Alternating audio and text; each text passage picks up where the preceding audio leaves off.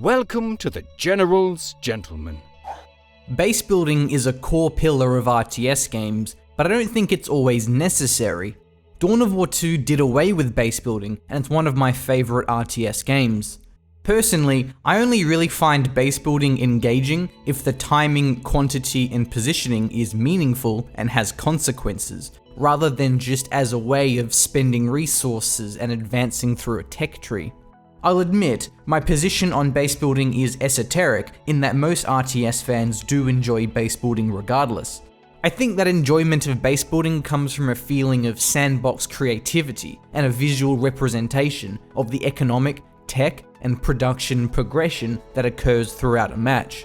While I don't always think it's necessary, I'll generally enjoy base building as there's something innately satisfying about it. But I think there's so much potential for base building in RTS games to be better, and some RTS have already nailed it. Today I'll be exploring examples of how some RTS have made base building meaningful and strategic. Economy and production. Age of Empires 2 has 4 resource types, which are gathered in different ways.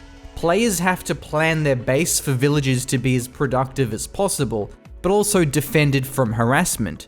Players have to think about the paths their villages will take on their way to and from the drop-off sites, and update drop-off points as trees are cleared and animals hunted.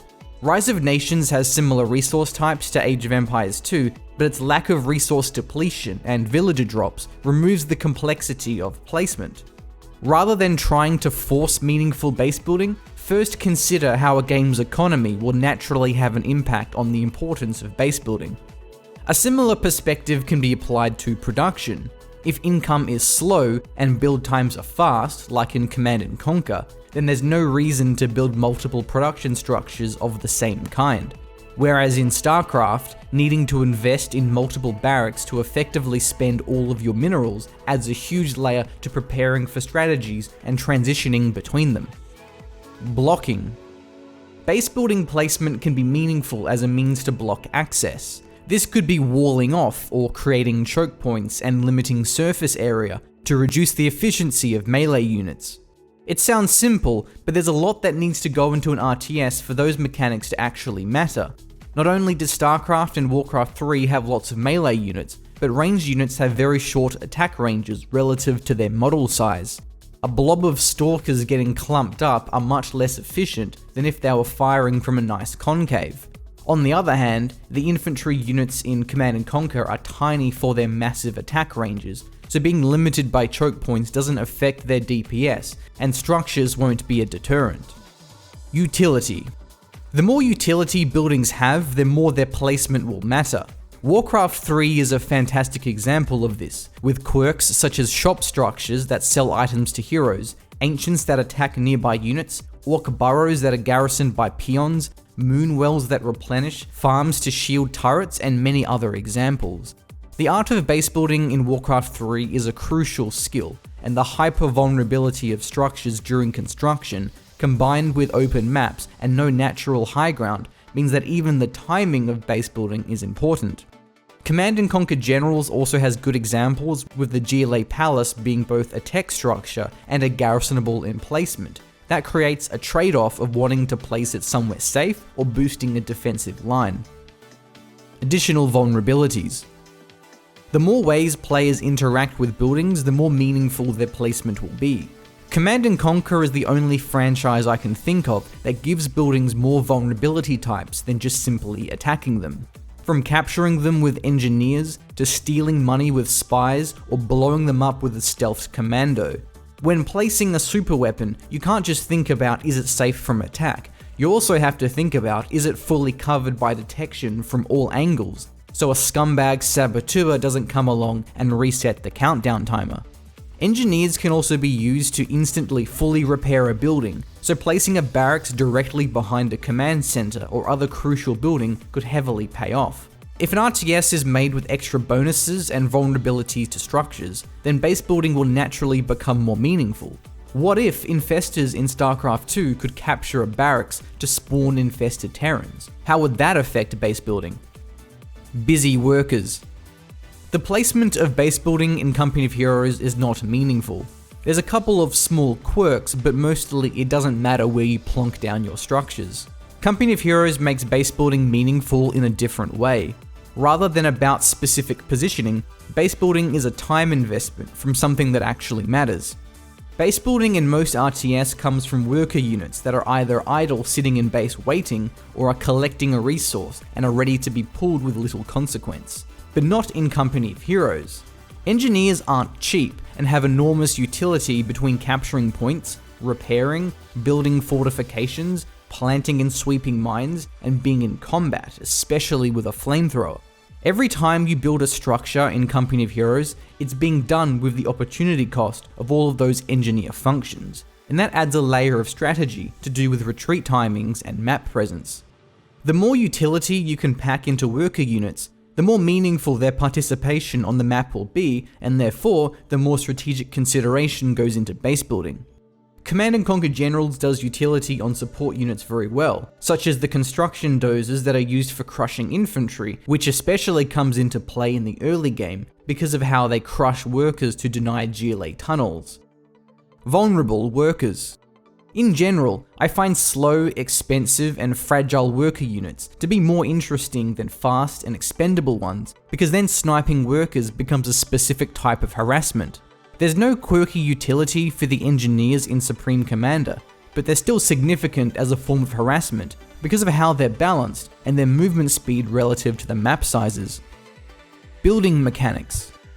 As much as I love Command & Conquer, I think worker units are a better mechanic than buildings magically deploying from the sky. Though Command & Conquer 3 and Red Alert 3 do have some units which are analogous to worker units.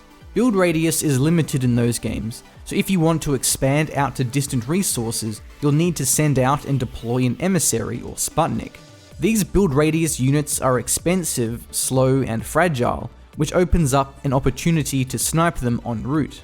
Once deployed, they're much tougher but can still be destroyed to prevent building placement in that region. It's a cool mechanic, but sadly they're rarely used as they're undercut by the free ability to simply unpack the MCV and deploy it somewhere else with its massive build radius.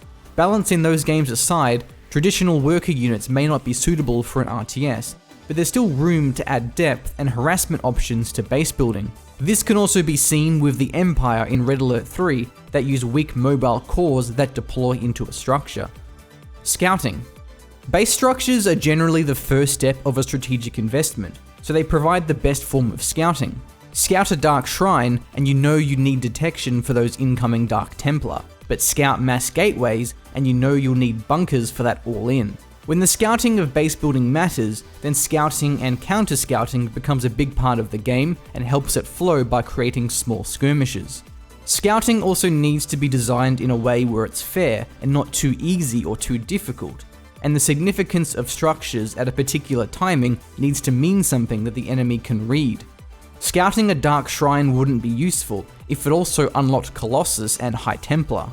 As for build times, the longer the unit build times are relative to resource income, the more production structures are needed.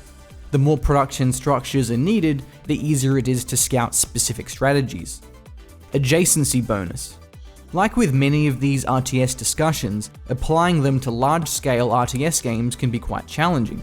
Supreme Commander takes an unconventional approach to make base building meaningful through its use of adjacency bonus. Building economy structures next to certain buildings will provide a bonus such as reduced energy consumption. I personally don't think this is a good approach and I wouldn't recommend it, because it's not creative. It's a mathematical efficiency telling you the exact way you should be placing structures. There's no player agency. In theory, it's offset by the volatility of power plants, but that hardly matters in a real match. Adjacency bonus to that style would be a better mechanic if there were meaningful trade-offs between different types of bonuses that you have to weigh up. Mutually exclusive adjacency bonus is how you can think about the tech labs and reactors for Terran buildings in StarCraft 2. Those add-ons are especially a great mechanic that adds so much strategy because of how Terran buildings can lift off to swap between the different add-ons.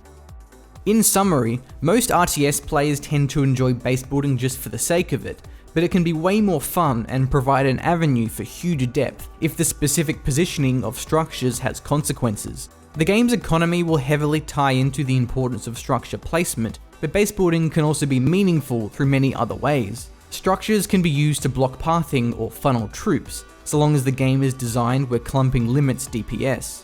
If buildings have additional utility and vulnerabilities, then interaction types are created, which naturally gives their positioning benefits and consequences. The timing of base building can be more strategic if builder units have additional utility, as that creates an opportunity cost to having them idle in the base. Otherwise, builder units should be a combination of slow, expensive, or vulnerable to provide harassment targets. Lastly, an RTS should be designed in a way so that base building reveals strategic information to create the dynamic of scouting and counter-scouting, which encourages players to hide important tech structures and create small skirmishes. Thank you for watching. I'm Callum McCall of The General's Gentleman. Subscribe to the channel to watch all of our RTS shoutcasts, video essays, and podcasts all about RTS game design.